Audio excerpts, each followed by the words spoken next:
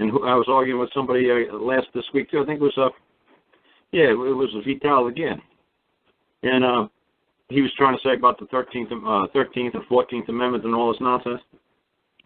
Entitled,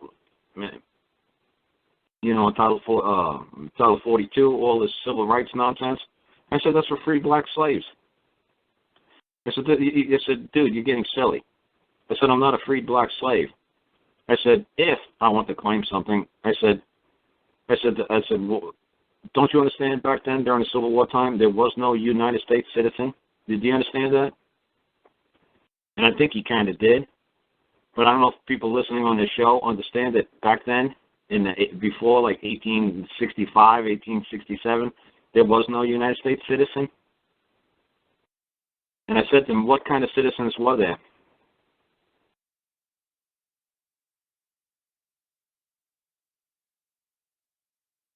What kind of citizens were there? They're state citizens. Yeah. I said, Vital, he's like, well, it's all different now. We're United States citizens. Oh, really? You think so? We're U.S. citizens now? Why don't you pull out your birth certificate and tell me what state does it say you're from?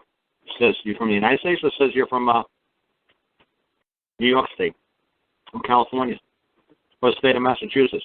What does your birth certificate say? I don't see any United States of America birth certificates. I certainly don't have one. So what are you talking about, United States citizen? What are you talking about? The reason why they had to create United States citizens is because when they released all those slaves, Alabama didn't want to make them citizens. Georgia did not want to make them citizens. Mississippi didn't want to make them citizens, members of their family. So they were basically just wandering like people wandering on the land. They had no nation. They had no state. They had no collective. They had nobody to go to or turn to. So the United States had to say, you know what? These guys are just roaming around. Basically like almost like Indians, they just like Indians just roaming around. Why don't we give them a title, and why don't we get them under somebody's jurisdiction and control? I said, Vital, what's the big deal about this? I said, so this rock class is always screaming 14th Amendment. 14th Amendment what? So I'm a freed slave? What? And I'm just roaming around and they got to treat me in a certain way? That sounds ridiculous. I said, I'm sure the 14th Amendment mattered at one period of time. We'll say like the Bill of Rights, like the Third Amendment. I'm sure the Third Amendment meant something at a certain period of time. Well, what does it mean now? What does it stand for? You know what I'm saying? What's the Third Amendment?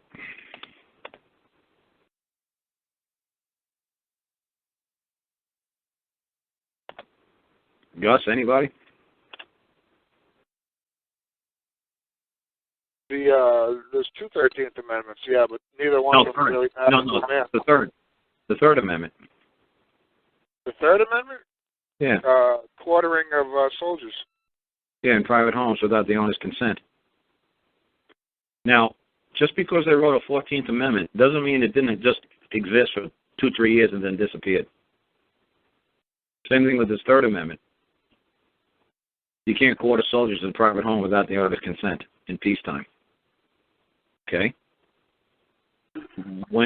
How long did that stay in force? How long was that necessary?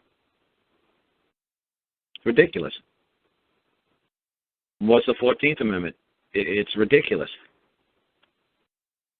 But everybody screams up and down, the 14th Amendment guarantees U.S. citizens. I'm not a U.S. citizen. I hail from New York State. My birth certificate says I'm from the state of New York. I'm one of the people of New York State. The United States, isn't that some sort of a corporation like Coca-Cola? I'm not a member of the Coca-Cola family. It says United States. It doesn't say United States of America. It says United States. There's a difference between Coke and Coca-Cola. I sure don't want my kids doing Coke, but I don't mind if they do Coca-Cola. There's certainly a difference between the United States and the United States of America. What makes you think I want to be a member of the family known as the United States? Why would I want to be a member of a corporate charter? Well, why? If there is some sort of benefit, believe me, I'll use it when I feel that it's proper. But if I don't feel there's any benefit, why should I use that benefit? I'll just keep it in my back pocket and use it when I feel like it. So like I said, it just makes me laugh when these guys, like these raw class guys, scream up and down about these, Title 42, and I don't care if they start screaming up and down, Title 26, and they start going off about all the silly stuff. Who cares? Who cares? Did you create that? No. Can you control it? No. What can you do? Nothing. They can modify that code at will. Look at that letter that Larry sent me. Larry sent me the letter from that court. I believe it was in Ohio. It was in Ohio or Kentucky. I think I sent it to you, Gus. I'm not sure. But one of the reasons why the judge denied the lady's petition or motion or whatever is they said, I don't see anywhere on file that you're a, card-carrying, union-carrying, card-carrying member of the bar. So everything that you're putting into the court that's based on legalese has no merit, has no standing. So I'm trying to remember if Larry, I think Larry emailed it to me. I don't think Larry text messaged it to me. I think Larry emailed it to me. But you see what I'm trying to say? So if the court wants you, allow you to play pro se, they'll allow you to play pro se for a little bit. What I'm saying is this lady stuff, it might have been dynamite. It might have been better than any lawyer on planet Earth, any attorney on planet Earth could probably muster and put before the court. She might have had some dynamite legal points. She might have had the most perfect code citation. She might have had everything. Perfect. It could have been like the judge says, oh my God, I've never seen such, this is the best I've ever seen. And they said, well, how are we going to stop her? How are we going to deny her when everything she's saying is perfect? It's flawless. It's guaranteed 100% A-OK. How do we stop her? Let's say that it's we don't see anywhere on file that she's a card-carrying union member of any bar association here in the state of Ohio, so let's strike it down by that. And that's what they did. So why? Well, here you go. I found it. Yay. Man, I haven't opened up my email in a long time, man. Holy cow. 3,597 behind. That's too funny. Yeah, right. That really inspires me to start doing emails. But yeah, let me get exactly what the judge said, and let me find the exact state that it was in. Yeah, Cayuga County, Ohio. Yeah, pretty good. It says, here you go. Reviews of the affidavits reveal that the affiants makes multiple legal conclusions throughout their affidavits, but fail to establish that they are attorneys licensed in the state of Ohio. Oh, isn't that special? So we're going to have to deny you.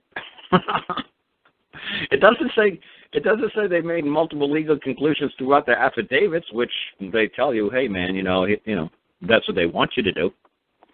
So then when you actually go out and do it, and you're actually damn good at it, and you know what? You probably kick their teeth in. They're like, yes, but wait a second, I don't see where she shows that she's a card-carrying member of our union. So unless you're a card-carrying member of our union, we can, we're gonna have to deny you access.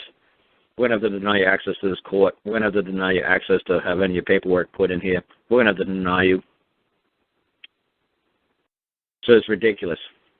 So you're telling me if she got a real estate attorney who knew absolutely nothing about whatever she was battling them on, or she got a import-export attorney, and he put paperwork in there, are you trying to tell me that, oh, okay, now they'll recognize it?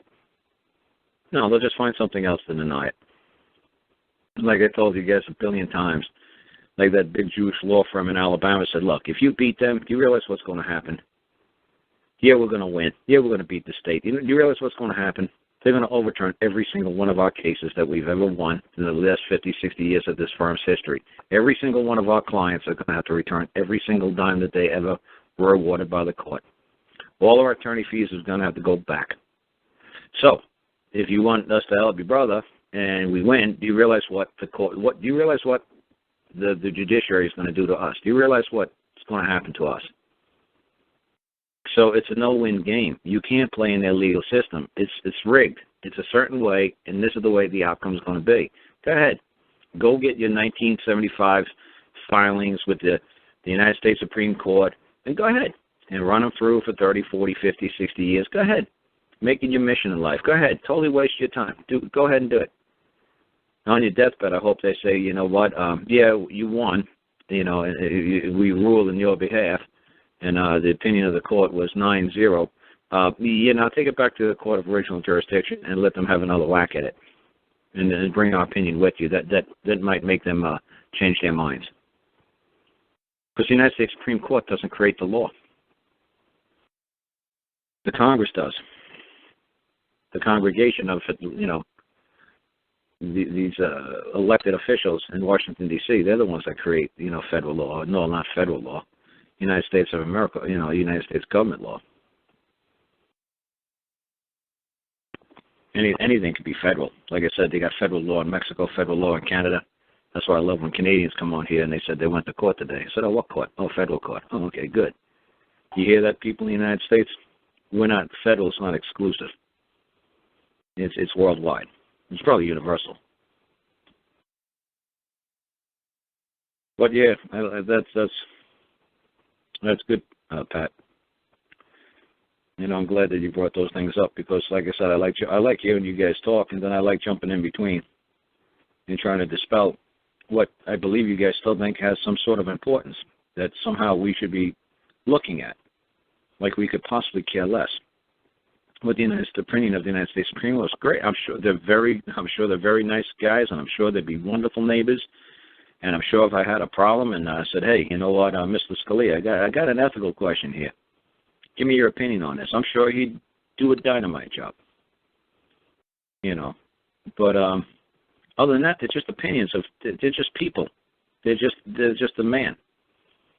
They're just like anybody else that walks on planet Earth. They have an opinion. They're fallible.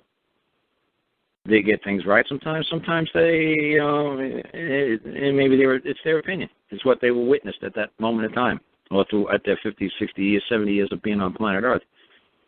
They gathered all their experience and said, you know what, if I was you younger guys, this is what I would do. And they just pass it down to people who might have been busy being doctors or plumbers or electricians. And they're like, you know what, we read books, we read, you know, when a woman comes to court and two women come to court and they want the baby and how do we split the baby in half. They had time to read this stuff. The women, they didn't have time to read it. They were busy being moms or they were busy being teachers or electricians or whatever, dental hygienists, whatever. They don't know how to settle it. You just going to an old wise guy saying, hey, based on your opinion, based on your experience, you know, based on your readings that you've done, based on opinions in the past, what seems to work? What seems to be the best course of action? What seems to be the best way to go? Can you give us your learned opinion? That's all it is. So when somebody says to somebody like me, we'll call you practicing law. Dude, I'm just giving you my opinion. That's all any of these people are doing. They're giving you their opinion. The United States Supreme Court always says at the bottom, the opinion of the court. They don't say the law of the court. They don't say this is the law of Karl. This is Karl's opinion. Based upon what I witnessed, based upon what I see I believe works, this is what I would do. If we were in an Islamic country, I'd base everything upon Sharia law. We live upon this land, I base everything upon Judeo-Christian beliefs, Judeo-Christian values.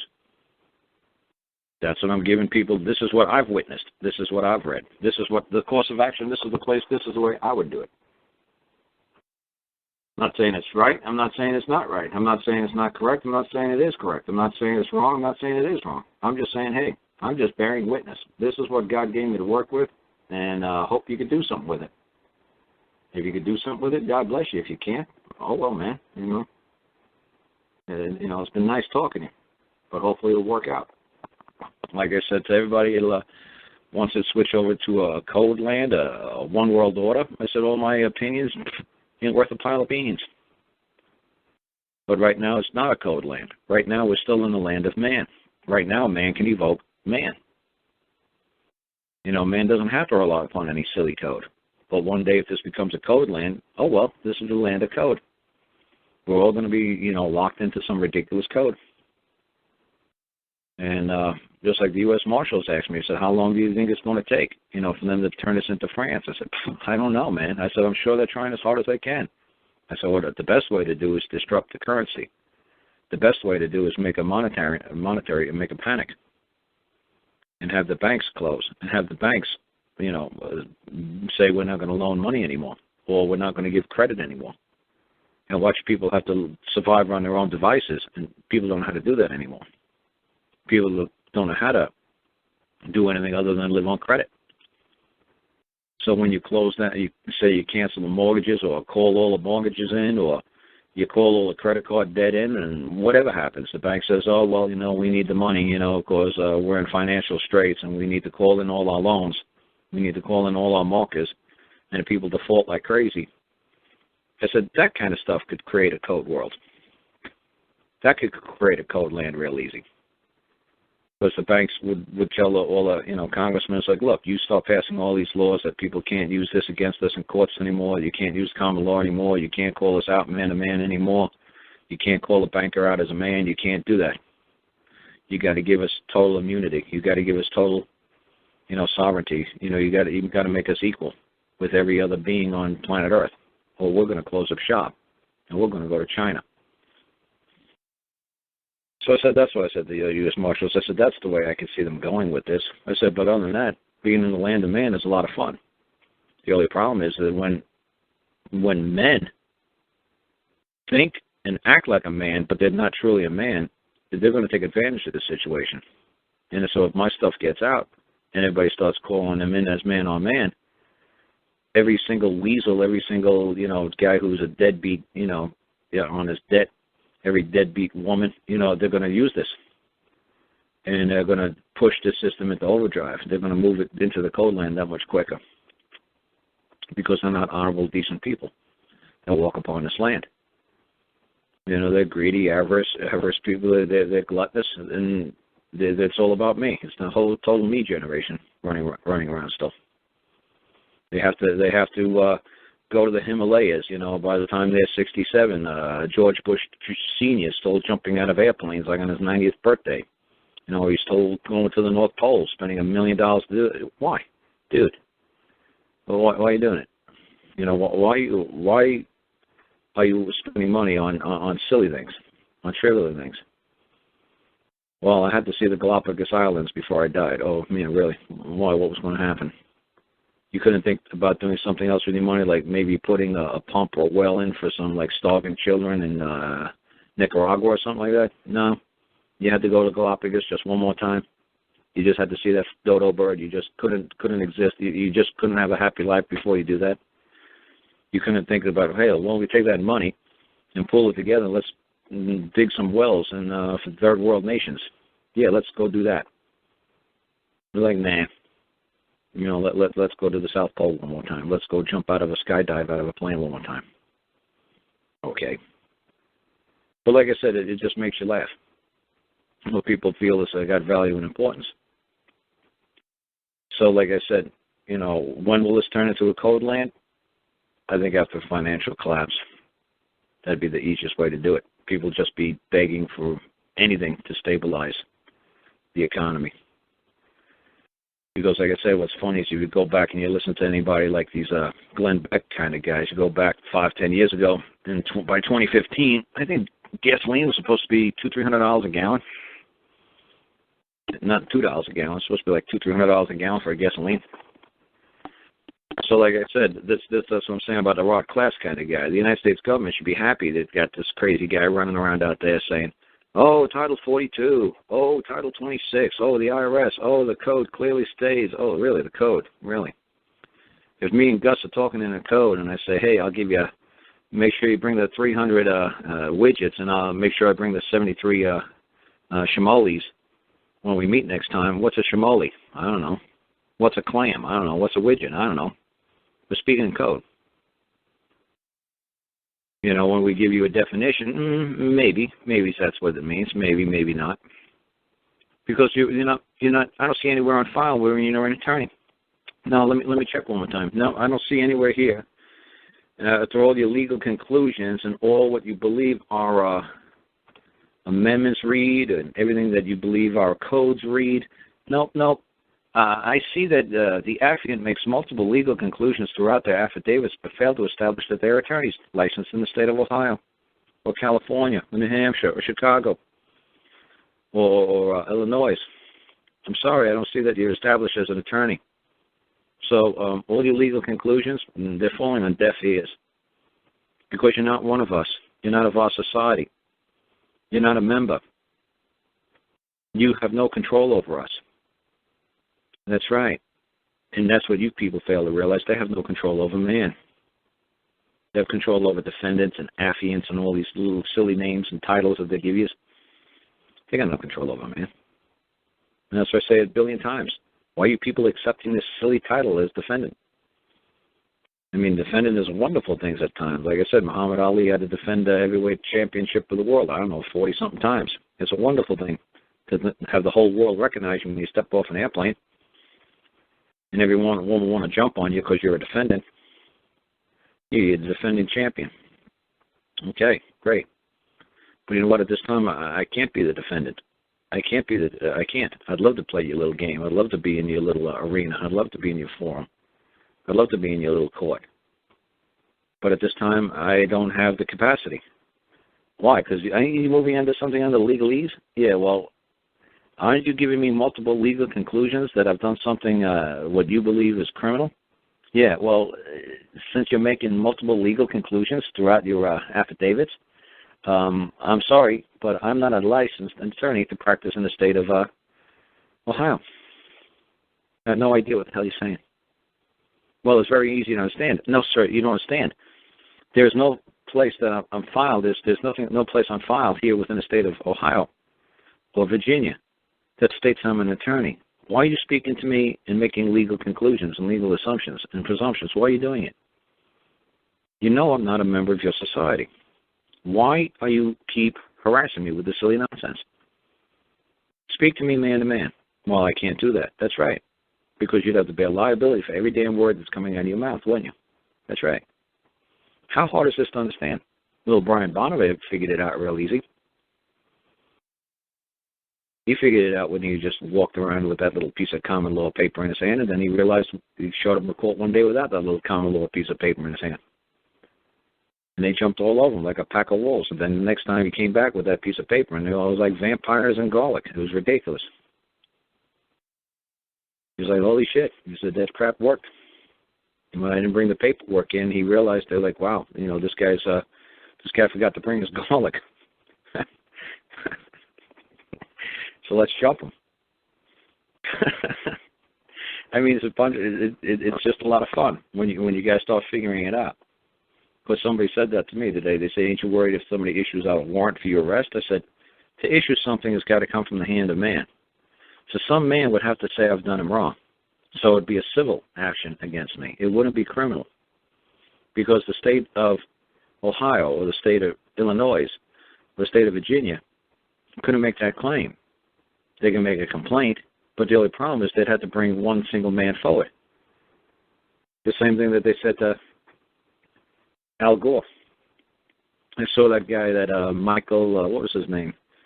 That guy who made Bowling for Columbine, that Michael Moore, screaming up and down at one of the Oscar presentations that he won, saying that election was stolen from him by the United States Supreme Court, but from Al Gore. It's like, no, it wasn't. The United States Supreme Court said, Al Gore, you have no standing in our court.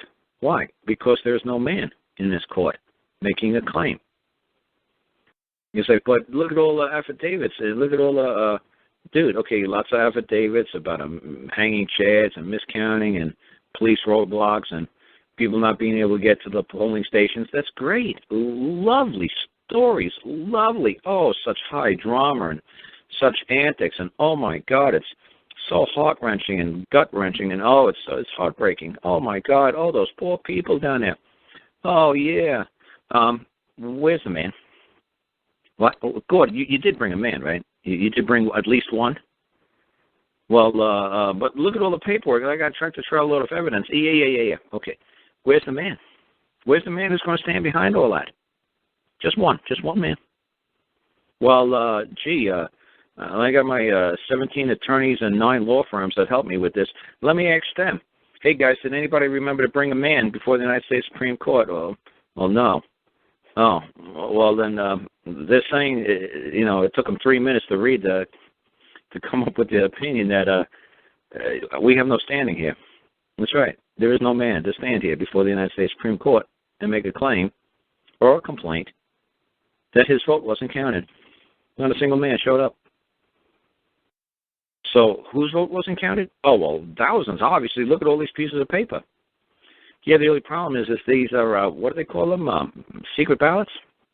Yeah, why didn't you have somebody write their name and sign their name? Oh, well, we have secret ballots in this country. Oh, why? So nobody will be held liable for the actions of the elected? Oh, that sounds kind of silly. Why shouldn't we all have to bear liability for the man or woman that represents us, just like when we hire an attorney? We elect to have an attorney or a lawyer represent us in a courtroom. We bear full liability for their actions. We're going down with the ship. So why don't we go down when the President of the United States gets the country into a war and kills innocent women and children? How come we're not liable to those families? Or how come when they get into bankruptcy that every man and woman doesn't get their paycheck garnished to pay off the national debt? Why doesn't that happen? It would make sense to me.